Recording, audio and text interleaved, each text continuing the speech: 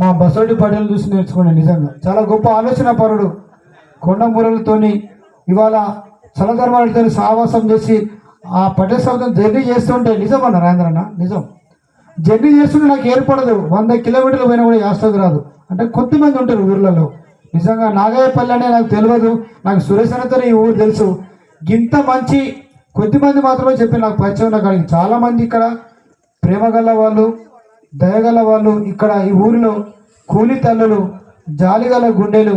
అందుకని ఇవాళ ఈ ఆడపాటలు వినడానికి మన ఊరోడు ఆయన పాటలు విందాం, ఆయన కార్యక్రమాన్ని విజయవంతం చేద్దామని వచ్చిన మీ ప్రతి పాదాలకు కూడా దండాలు తెలియజేసుకుంటున్నాం. నిజంగా మంచి కట్టు ఉంది మీ ఊరిలో, ఒక మంచి ఐక్యత ఉంది. నాగయ్యపల్లి అంటే ఇవాళ ఈ నాగయ్యపల్లి సోషల్ మీడియాలో ప్రపంచం చూస్తుంది. ఇక్కడ నుంచి ఇక్కడికి రాని వాళ్ళు చాలామంది ఉన్నారు.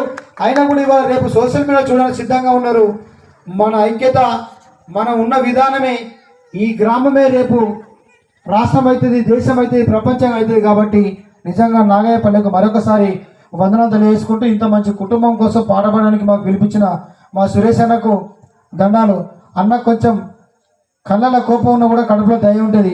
ఓ పక్క కార్యక్రమం లేట్ అయిందని కోపం చేసుకుంటేనే అన్న మీరు పోయితే తినండి అన్న, తినండి ఫస్ట్ తినండి అన్న అని అంటాడు. ఎంత ప్రేమగలడు. కొట్టాలి గట్టిగా సపోర్ట్లు సురేష్ అన్నకు. Thank you. మరి ఇట్లాంటి సురేష్ అన్న సంపాదించుకున్న ఇంకొక వ్యక్తి మా ములుగు జిల్లా నుంచి వచ్చిండే మా గౌడ జాతి ముద్దు బిడ్డ మా ముంజాల బుచ్చన్న. లేకపోతే ములుగు జిల్లా లేదు ఇవాళ, నేనంటలేను.